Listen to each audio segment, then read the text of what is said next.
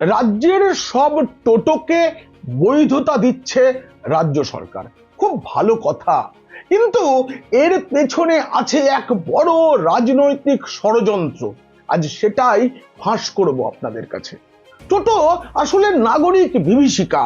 আমি, আপনি, মানে আমরা যারা নিয়মিত টোটোয় চাপি তারাও টোটো নিয়ে বিরক্ত, কারণ নিয়ন্ত্রণহীন বৃদ্ধি। আজ একটা, কাল চারটে, পরশু 16টা। এখন সেটাকেই নিয়ন্ত্রণের নামে রাজ্য সরকার অবৈধকে বৈধ করার পরিকল্পনা নিয়েছে এবং কাজ শুরু হয়ে গিয়েছে। অনেকে বলছেন যে রাজ্যের হাতে তো বিশেষ টাকা পয়সা নেই, এটা করে টাকা আসবে। রাজ্যে তো প্রায় 10 লাখ টোটো, অনেক টাকা আসবে, কিন্তু আদতে তা নয়।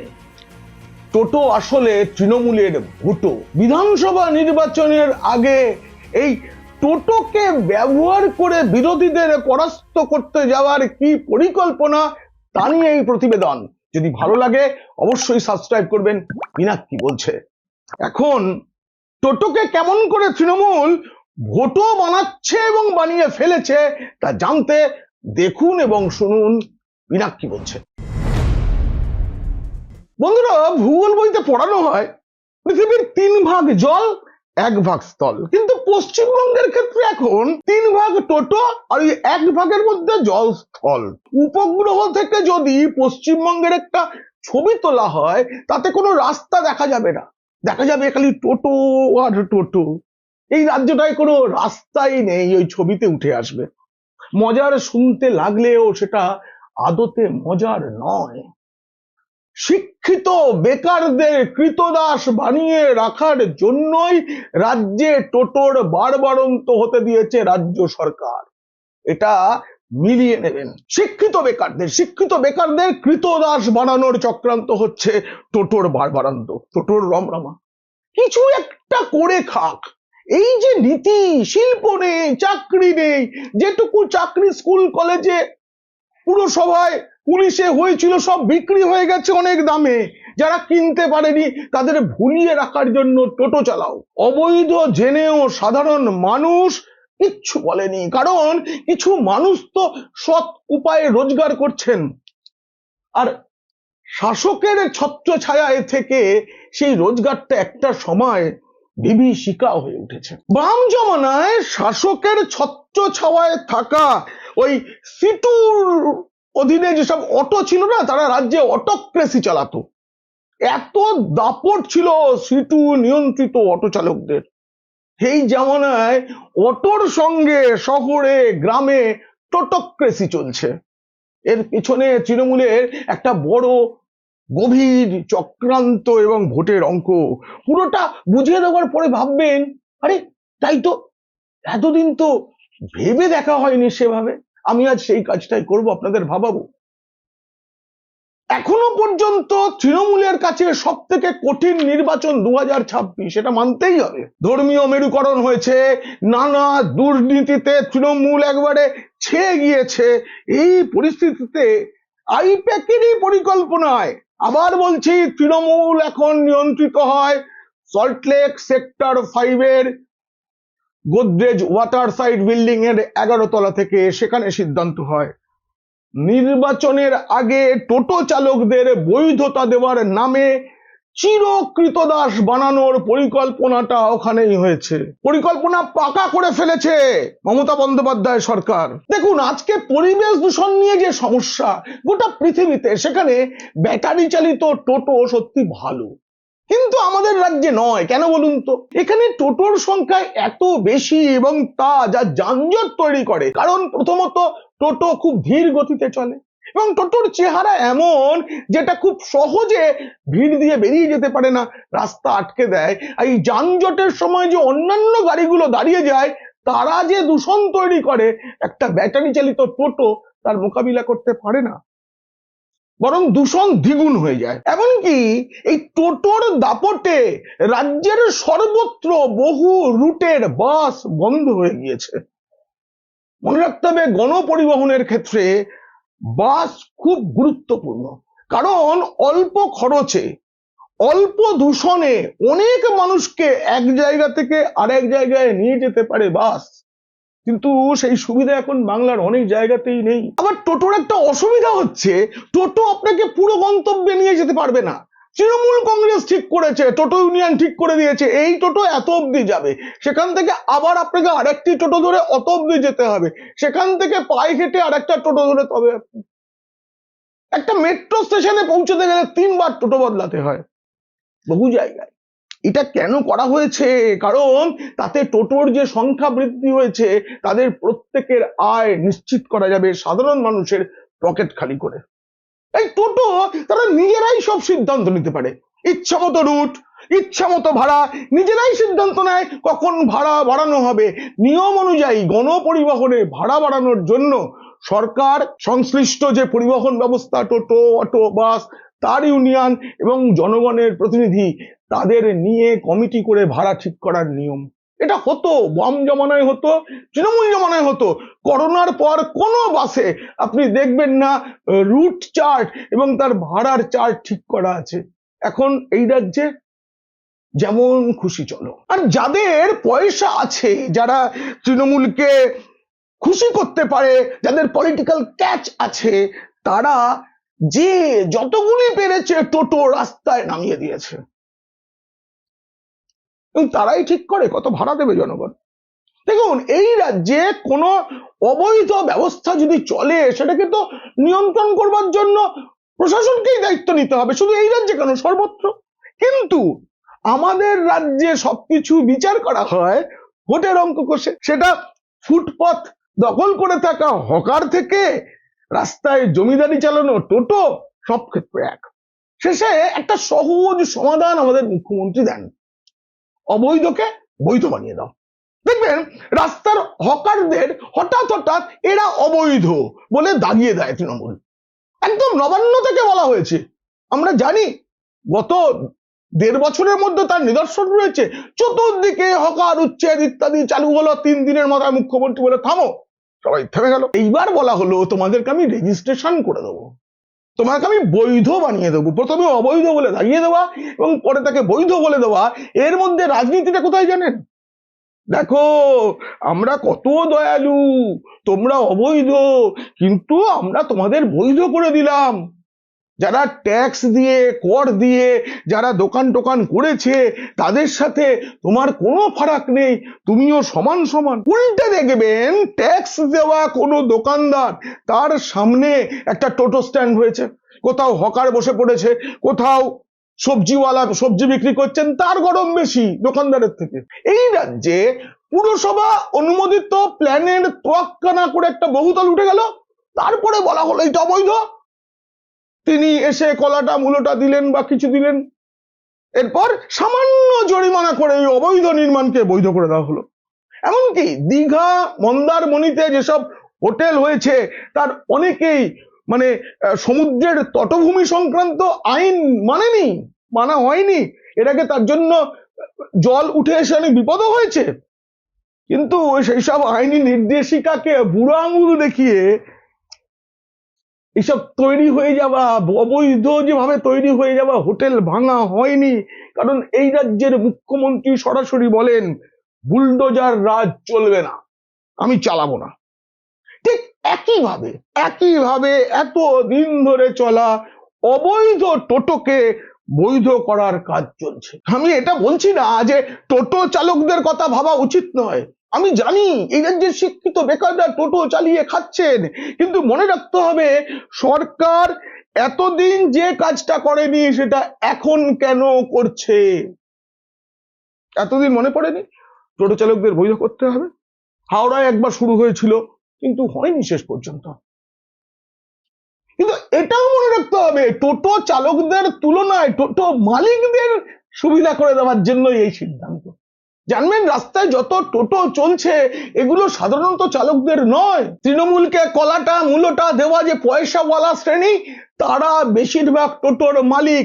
চালকেরা ভাড়া নিয়ে টোটো চালান, সারাদিন পরিশ্রমের পর আয়ের বড় অংশটা চলে যায় মালিকের পকেটে ভাড়া বাবদ। এসবের পরেও টোটো মানে পশ্চিমবঙ্গে তার কোনো নিয়ম মানার বাধ্যবাধকতা নেই, কারণ মালিকরা তো তৃণমূলের। যেমন খুশি চলো, ফলে পাড়ার গলি থেকে জাতীয় সড়ক সর্বত্রই তাদের অবাধ বিচরণ, রাস্তার ভুল দিকে চলা, নো এন্ট্রি না মানা, যে পাকে সূচ বলে না সেখান দিয়েই যাওয়ার একটা আত্মবিশ্বাস থাকে টোটো চালকদের, এবং সেখান থেকে উল্টো দিক থেকে আসা তাকে ছাড় দেওয়া, তার জন্য উল্টে যেতে পারে, যাত্রীদের কিছু ক্ষতি হতে পারে, হয়, কিন্তু প্রচন্ড আত্মবিশ্বাস তাদের, কারণ এই রাজ্যে অবৈধকে বৈধ মানা হয়। আশপাশে দাঁড়িয়ে থাকা বা চলতে থাকা অন্যান্য গাড়ির গায়ে নিজেদের স্বাক্ষর রেখে যাওয়া, এটা টোটোর ধর্ম, সবাই মেনে নিয়েছি আমরা। পশ্চিমবঙ্গে টোটোদের এটা স্বভাব ধর্ম। এমনকি অনেকে ব্যাটারির চার্জ কমে যাবে বলে রাত্রিবেলা যখন টোটো বের করেন তারা হেডলাইটের আলোটা জ্বালেন না, কেউ কেউ জ্বালিয়ে যেই একটু ফাঁকা রাস্তা নিভিয়ে দেন, এটা হয়। কিন্তু আমরা বাংলার বাসিন্দারা এসব দেখেও চুপ থাকাই দস্তুর বলে মনে করি, কারণ আমরা জানি এদের মাথায় কার আশীর্বাদী হাত রয়েছে, কার প্রেরণায়। অতএব টোটোর দৌলতে নিত্য যানজট, নিত্য বিশৃঙ্খলা চলবে। এবার সেই বিশৃঙ্খলাকে বাড়ানোর জন্যই বৈধতা দেওয়া হচ্ছে। সঙ্গে একটা টোটো পিছু, মনে রাখতে হবে, একটা টোটো পিছু তৃণমূলের 5টা ভোট নিশ্চিত কমপক্ষে ওই পরিবারের। এইসব টোটোকে ভোটের সময় টাকাও দেওয়া যাবে, কারণ এর পেছনে আইপ্যাক একটা বড় বুদ্ধি লাগিয়েছে। নির্বাচন কমিশনের যে নিয়ম, তাতে একজন প্রার্থী কতগুলো গাড়ি ব্যবহার করতে পারবেন তার নিয়ম রয়েছে, কিন্তু কতগুলো টোটো ব্যবহার করতে পারবেন সে নিয়ম এখনো পর্যন্ত নেই। ফলে শাসকের টোটো দাপট ভোটের সময় চলবে, এই বুদ্ধির প্রশংসা করতেই হবে। এর সঙ্গে তৃণমূলের মিটিং মিছিলে ভিড় করার লোকের কোনো অভাব নেই। যেদিন যেখানে বড় নেতা যাবেন মিটিং করতে, সেদিন সেখানে টোটো চলবে না। সপরিবারে টোটো মালিক এবং চালকরা সভাস্থলে উপস্থিত থাকতে বাধ্য থাকবেন, কারণ তোমাদেরকে আমি রেজিস্ট্রেশন করিয়ে অবৈধ থেকে বৈধ করে দিয়েছি। তোমরা তৃণমূলের মিছিলে যেতে বাধ্য থাকবে, কমিশনও কিছু বলতে পারবে না। এই বুদ্ধির প্রশংসা করতেই হবে। আমাদের গর্বের মুখ্যমন্ত্রী, সততার প্রতীক মমতা বন্দ্যোপাধ্যায়ের বুদ্ধি শিখতে হবে, গোটা দেশের মুখ্যমন্ত্রীদের শিখতে হবে। দেখুন, রাজ্যে এখন পরিবহন দপ্তর যা বলছে তাতে টোটোর মোট সংখ্যা কমপক্ষে 10 লাখ, যেগুলা তৃণমূলের ইউনিয়নের মধ্যে রয়েছে, বাকিও কিছু থাকতে পারে। রাজ্যের জনসংখ্যা কত? 10 কোটি। 10 লাখকে 100 দিয়ে গুণ করলে হয় 10 কোটি, মানে প্রতিটি জেলায় 100 জন মানুষ পিছু একটি করে টোটো। তার মানে এই রাজ্যের 100 জন ভোটারের মধ্যে একজন টোটো চালক আর 99 জন টোটোর যাত্রী। এটা পরিবহন দপ্তরের হিসেব। খুব তাড়াতাড়ি দেখবেন এই নথিভুক্ত টোটোর পাশাপাশি লাইনে এসে দাঁড়াবে নতুন অবৈধ টোটো।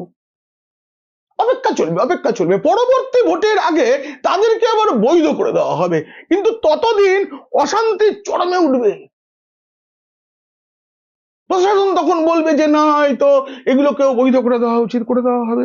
একটা চেষ্টার ওপর জমা হবে আরেকটা কার্যক্রমের পলিমাটি, এক অনন্ত চক্র। সেই চেষ্টার উপরে আবার এর থেকে মুক্তি মিলবে এমন আশা রাজ্যবাসী আর করেই না, তাহলে মুক্তিটা মিলবে কি করে? পরিবহন দপ্তর জানিয়েছে যে এবার যে টোটোর রেজিস্ট্রেশন হবে তাতে প্রতিটি টোটোকে একটা নির্দিষ্ট নাম্বার প্লেট দেওয়া হবে, তাতে থাকবে একটা কিউআর কোড, সেইটা স্ক্যান করলেই বোঝা যাবে এটা কোন রুটের টোটো। আচ্ছা, স্ক্যানটা কে করবে? সিভিক ভলেন্টিয়াররা। তারাই তো যানবাহন নিয়ন্ত্রণের রাজা এই রাজ্যে। পুলিশ কতটুকু? ট্রাফিক পুলিশ তো জেলায় নেই। ফলে এ নিয়ে নিত্য অশান্তি চলবে।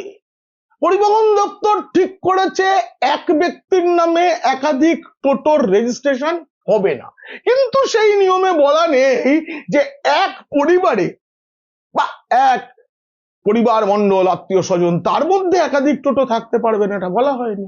তাহলে পয়সাওয়ালা যারা তৃণমূলকে কলাটা মূলটা দেন, তার স্ত্রী, পুত্র, পুত্রের বান্ধবী, মেয়ে, জামাই, শ্যালক, শ্যালকের স্ত্রী, এরা তো থাকতেই পারেন, অতএব থাকবে না। আদালতের নির্দেশে এবং যাত্রী নিরাপত্তার স্বার্থে এর আগেও নির্দেশিকা জারি করা হয়েছিল যে জাতীয় সড়ক, রাজ্য সড়ক এবং গুরুত্বপূর্ণ রাস্তায় টোটো চলবে না, কিন্তু বাস্তবে তার প্রভাব পড়েনি। আমি বারবার বলছি, অবৈধকে বৈধ করাই এই রাজ্যের নিয়ম। এখন আবার শুনছি টোটো চালকদের ড্রাইভিং লাইসেন্স দেওয়ার পরিকল্পনাও করছে রাজ্য সরকার, পরিবহন দপ্তর ভেবেছে। ফলে মাস্তানি কতটা বাড়বে একবার ভাবুন, আশীর্বাদী হাত মাথার উপরে। কিন্তু তারা তো ভোট দেবেন শাসক দলকে, অতএব চিন্তা নেই।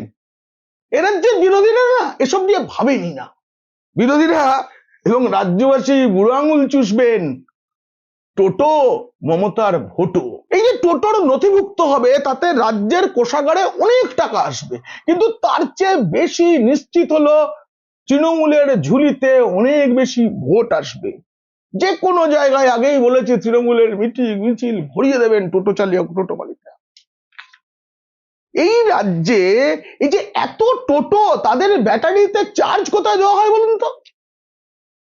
কত বড় দুর্নীতি জানেন? এই রাজ্যে তো চার্জিং স্টেশন নেই। কলকাতায় দু একটা আছে, যারা ব্যাটারি চালিত বড় গাড়ি চালান তারা ওখানে চার্জ দিতে যান, কিন্তু টোটো কোথায় চার্জ দেয়? সরকারে নিয়ে কিছুই ভাবেনি। বাড়ির ডোমেস্টিক কানেকশনেই সারাদিন টোটো চলার পর টোটো মালিক বা টোটো চালকরা তাতে চার্জ দিয়ে দেন। টোটো তো একটা কমার্শিয়াল যান, তা কি সস্তার ডোমেস্টিক কানেকশন থেকে চার্জ দেওয়া যায়? এ রাজ্যে যায়, কারণ এ রাজ্যে অবৈধটাই বৈধ। সেটা বাম জমানাতেও ছিল। বাম জমানায় অটো চলতো কাটা তেলে। আজকের প্রজন্মের ছেলেমেয়েরাই কাটা তেল বুঝতে পারবেন না, কারণ তখন সস্তায় রেশনে যে কেরোসিনটা পাওয়া যেত সেইটাই ডিজেলের সঙ্গে মিশিয়ে তৈরি হতো অটোর জ্বালানি। তা থেকে প্রচুর পরিবেশ দূষণ হতো। অটো মানেই ছিল কালো ধোঁয়া। এর জন্যই তো পরিবেশ দূষণ কমাতে সিএনজি অটো এলো। কিন্তু এই রাজ্যে কলকাতার আশপাশটুকু বাদ দিলে সেখানেও নেই। সিএনজি ভরার মতো পাম্প কোথায় আছে? নেই। বেশিরভাগ অটো চলে কেন্দ্রীয় সরকার যে এলপিজি গ্যাস রান্নার, আপনার আমার বাড়িতে রান্নার যে এলপিজি গ্যাস, সেই ভর্তুকিযুক্ত এলপিজি গ্যাসেই এ রাজ্যে অটো চলে। বিশ্বাস না হলে একদিন অটোয় বসার আগে সিটটা তুলে দেখাতে বলবেন তলায় কি রয়েছে। মনে রাখবেন, অবৈধকে বৈধ করার নামই মানবিক তৃণমূল সরকার। এই প্রতিবেদন কেমন লাগলো জানিয়ে অবশ্যই মন্তব্য করবেন, আর ভালো লাগলে বন্ধুদের, খারাপ লাগলে শত্রুদের শেয়ার করবেন। আর আপনারা খুব খুব ভালো থাকবেন।